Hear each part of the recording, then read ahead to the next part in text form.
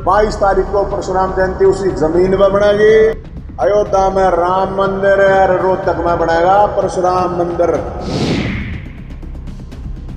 जिस तरह रोका जावे जिस सरकार था तो वो रोक लियो। मुख्यमंत्री जब अपने वंश का है तो फिर तो कोई प्रॉब्लम नहीं होनी चाहिए। ब्राह्मण जो है भीख नहीं मांगेगा तुम्हारी से, हाथ जोड़ के कुछ नहीं मांगेगा। अपना हक है, हाथ तोड़ के लेंगे, अरे हलक में हाथ दे के लेंगे भाई साहब। अच्छी बात। सरपंच बनने के लिए 12वीं BA मांगना है ये, शिक्षा मंत्री बनने के लिए कोई जरूरत नहीं। तो ट्वीट करे शिक्षा मंत्री और मुख्यमंत्री बताए अपने इसकी डॉक्यूमेंट सार्वजनिक करे, मार्कशीट सार्वजनिक होनी चाहिए। इसकी गड़बड़ कर रखी है और उसमें कि ब्राह्मणों की 1 इंच भी जमीन की तरफ देखा इस सरकार ने तो इस सरकार को उल्टी लटका के इस जमीन में ही गाड़ देंगे। और मैं तो बेरोजगार कहूं, मरण की जरूरत नहीं है। इस सरकार ने मारना है, सरकार मारनी है भाई साहब, मरने की जरूरत नहीं है। जय हिंद साथियों, सभी पत्रकार साथियों का बहुत बहुत स्वागत है। आज 2-3 मुद्दे हैं, आप लोगों के संज्ञान में लेके आना चाहता हूं। अभी कुछ दिन पहले एक विवाद हुआ था सरकार के साथ, तो मैं सबसे पहले वो बताना चाहता हूं आप लोगों। रोहतक में एक ब्राह्मणों का गांव है, उसमें 16 एकड़ जमीन ब्राह्मण संस्था को दी थी गांव ने, लेकिन सरकार ने उस पर कब्जा कर लिया। 16 एकड़ जमीन, अगर कीमत की बात करें तो 100 करोड़ की जमीन है। गांव की जमीन थी, गांव ने गौड़ ब्राह्मण संस्था को, ब्राह्मणों की जमीन थी, ब्राह्मणों को दी थी। वहां पे बोर्ड लगा दिए थे, बोर्ड निगम ने, हमने उनके बोर्ड उखाड़ दिए थे। अब मुख्यमंत्री 4 तारीख को रोहतक में जा रहे हैं, तो रोहतक में 4 तारीख को मुख्यमंत्री जा रहे हैं, तो हम मुख्यमंत्री को लास्ट अल्टीमेटम दे रहे हैं। अल्टीमेटम यह है कि 4 तारीख को मुख्यमंत्री जी उस जमीन को ब्राह्मणों के हैंडओवर कराइए। अगर 4 तारीख को वो नहीं होती हैंडओवर तो उसके बाद फिर ब्राह्मण समाज उस जमीन पर अपने आप कब्जा कर लेगा। उसके अलावा अयोध्या में राम मंदिर और अब रोहतक में बनेगा परशुराम मंदिर उसी जमीन पर। 22 तारीख को, 22 मई रविवार को परशुराम जयंती मनाई जाएगी उसी जमीन पर।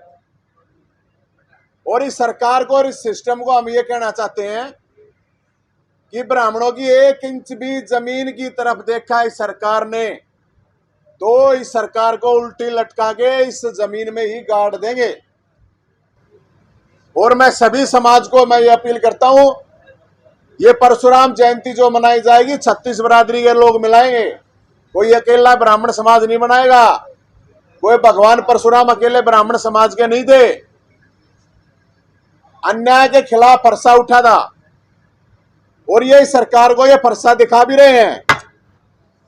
अब ये सरकार ये समझ ले, इस फरसे की ताकत को समझ ले और ब्राह्मणों को कमजोर मानने की कोशिश ना करे। वहां पे मंदिर बनेगा भगवान परशुराम का और स्कूल, हॉस्पिटल और कॉलेज बनेगा।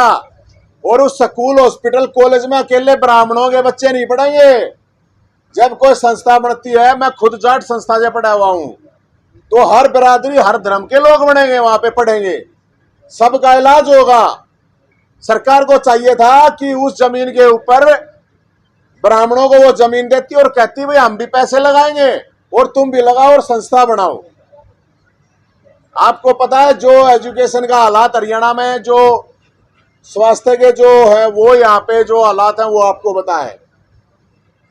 अब उसमें इसने, पुलिस ने केस किया दर्ज जमीन हमारी, देने वाले हम, लेने वाले हमारी संस्था। तो कौन हुई तीसरी तेली सरकार? तो ये सरकार समझ ले आके 4 तारीख को मुख्यमंत्री जी सुन लो, 4 तारीख को जमीन दे आना ब्राह्मणों को, वरना 4 तारीख के बाद फिर हम अपने आप हिसाब तक देख लेंगे। 4 मई? हाँ सर 4 मई अभी। हाँ रोहतक जा रहे हैं मुख्यमंत्री जी, इसलिए।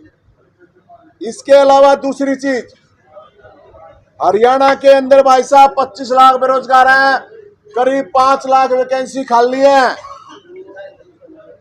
हरियाणा पुलिस के लड़के लड़कियां, उनका रिजल्ट अटका हुआ है।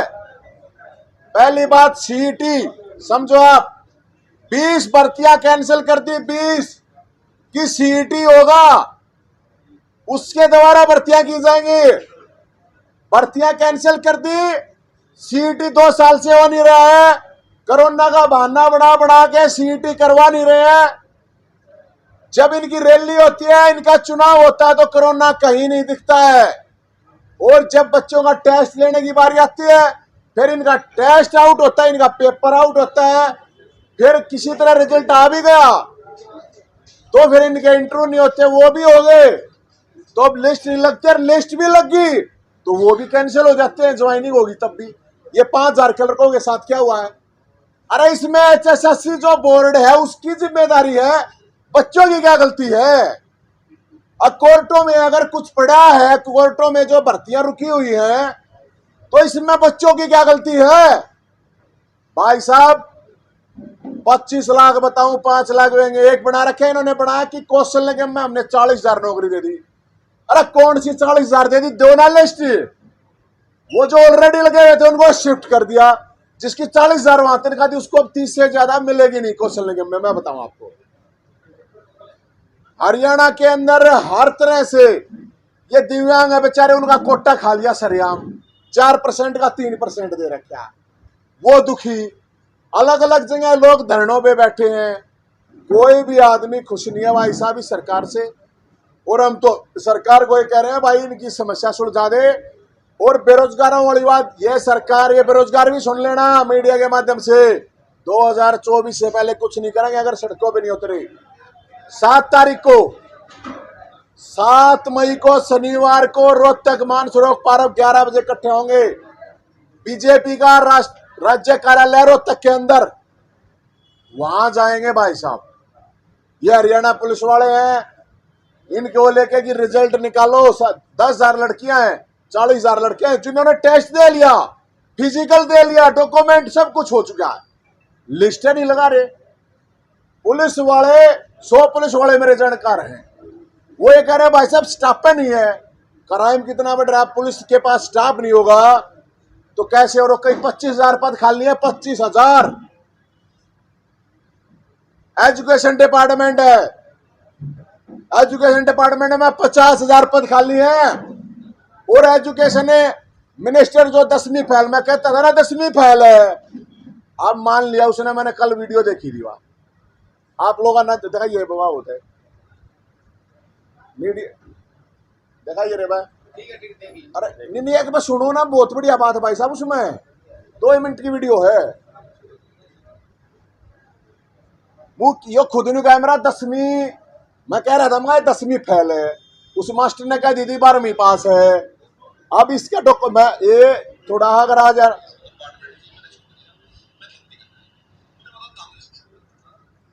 एक मिनट खोलिए भाई, ये मेरे को कह रहा है, सुनो आप, ये कह रहा है कि 10वीं मैं कंपार्टमेंट आ गया था अंग्रेजी में।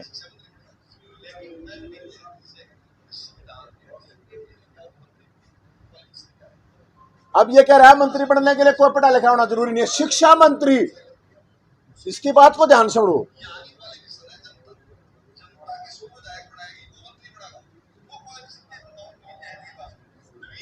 सरपंच बनने के लिए ग्रेजुएट? हाँ, अब ये कह रहा है आके नवीन जैन को के पास एजुकेशन है मास्टर बनने की, उसको बना दिया।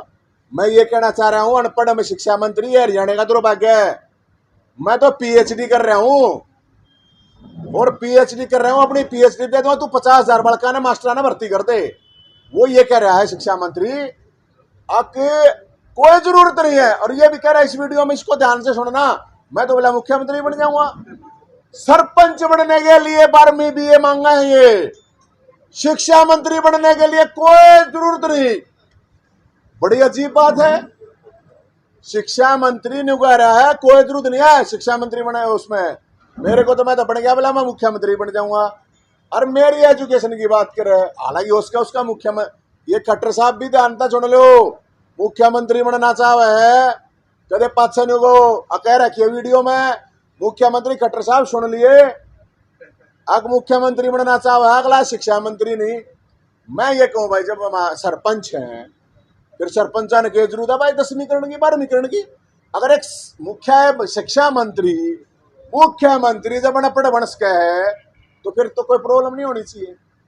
ये सरपंचा का लगे अन्याय है भाई साहब ये। तो फिर तो मैं इसके अलावा ये इसमें डॉक्यूमेंट एक बड़ा और ट्विस्ट है इसमें, खुद ये कह रहा है डिग्री, फिर मैंने बिजनेस करा, फिर मैं राजनीति में आ गया, मैं शिक्षा मंत्री बन गया। ये इसका एफिडेविट है इसमें पता क्या लिख रखा है इसमें। मैं ये इससे कहता हूं, उम्मीद करता हूं ट्वीट करे शिक्षा मंत्री और मुख्यमंत्री बताए अपने, इसकी डॉक्यूमेंट सार्वजनिक करे, मार्कशीट सार्वजनिक होनी चाहिए। इसकी गड़बड़ कर रखी है और उसके हिसाब से जो उसका बयान है, और ये तो अलग अलग इसमें लग रखा है बीए सेकंड पास, क्या क्यों है? हाँ बीए सेकंड पास है। अरे बीए सेकंड पास क्यों हो के तो बीए पास हो है। अच्छा ऊपर लिख रहा क्या है इसमें 12वीं पास।